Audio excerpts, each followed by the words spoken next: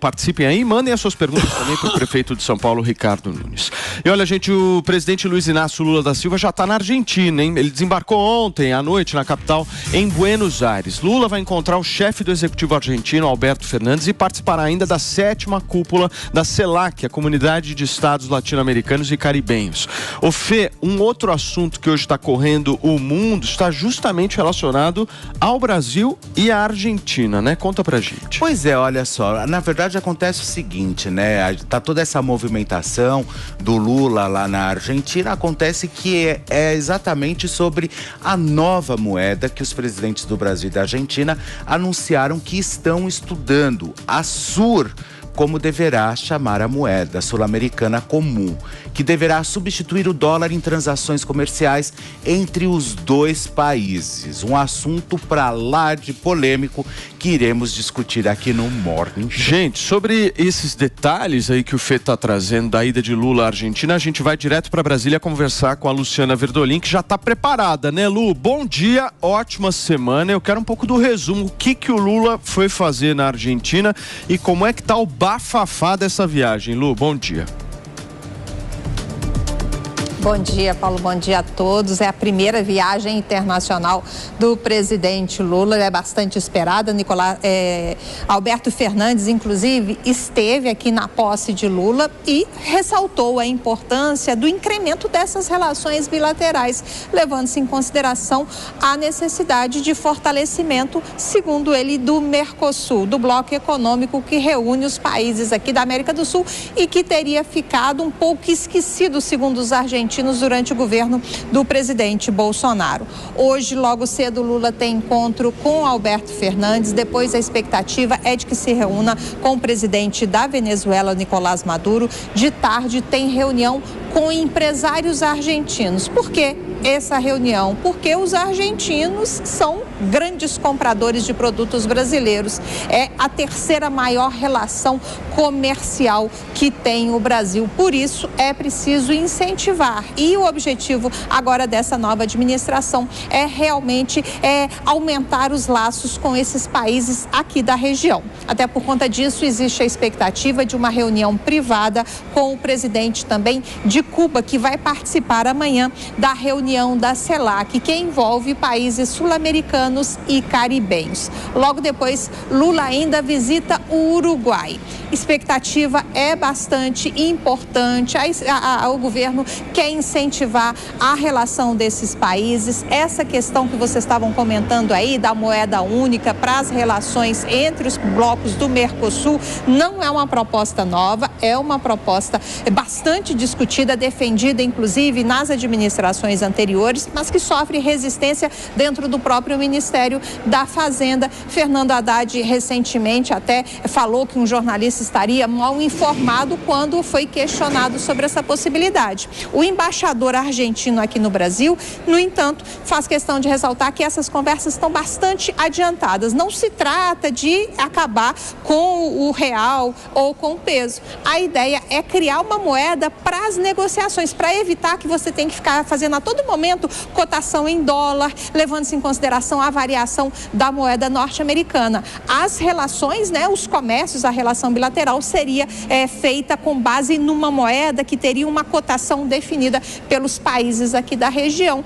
Ainda é uma ideia muito incipiente, mas a expectativa é de que ela seja colocada na mesa de discussões. Muito bem, Lu, obrigado pelas suas informações. A Luciana Verdolin atualizando um pouco pra gente essa viagem de Lula à Argentina, participando aí da comunidade latino-americana, certo?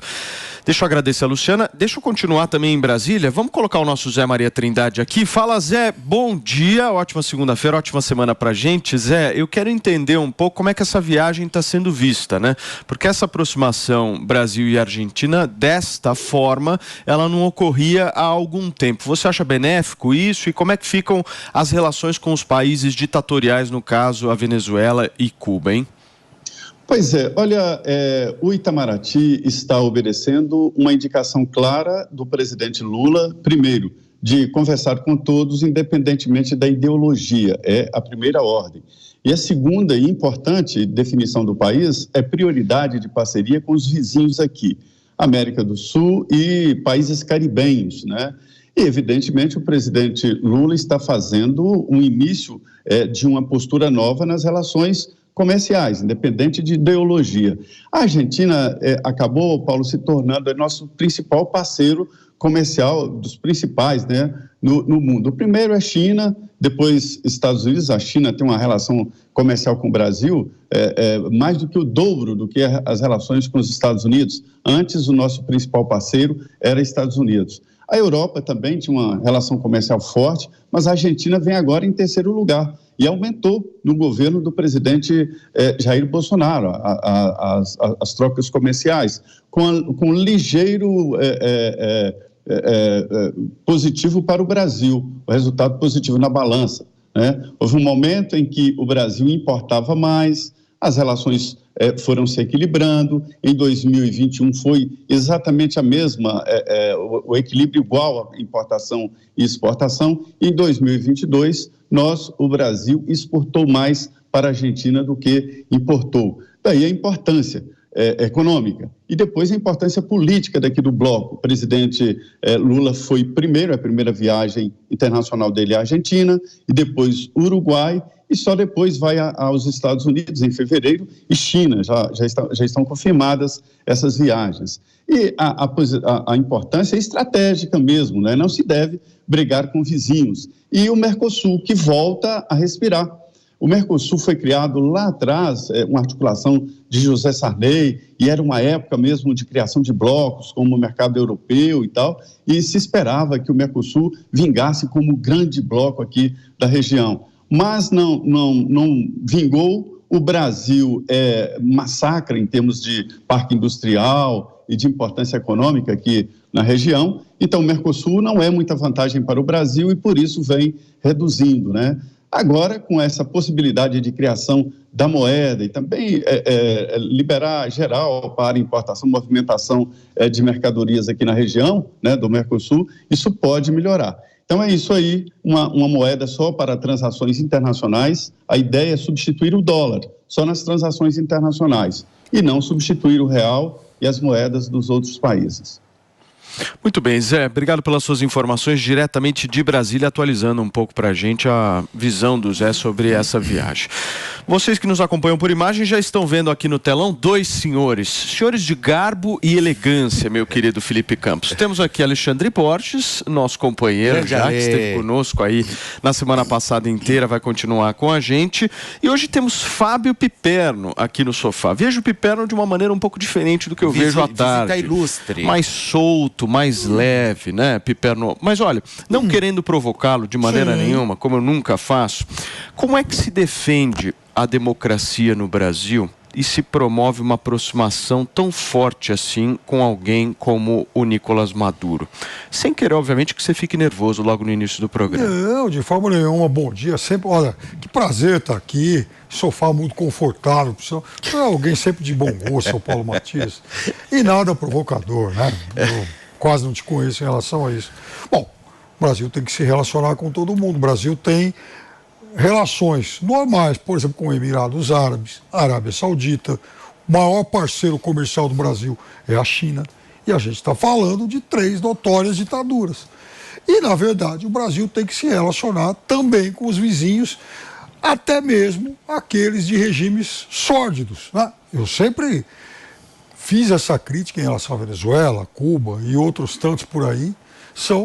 Veja, eu acho que toda ditadura é sórdida por definição. Se existe uma coisa que a humanidade até hoje não foi capaz de inventar, é uma ditadura boa e generosa para o seu povo. Nenhuma até hoje, né? E a Venezuela não é diferente. Agora, o Brasil tem a obrigação de manter relações com o país vizinho, desde que, obviamente, esse vizinho não seja um país agressivo ao Brasil.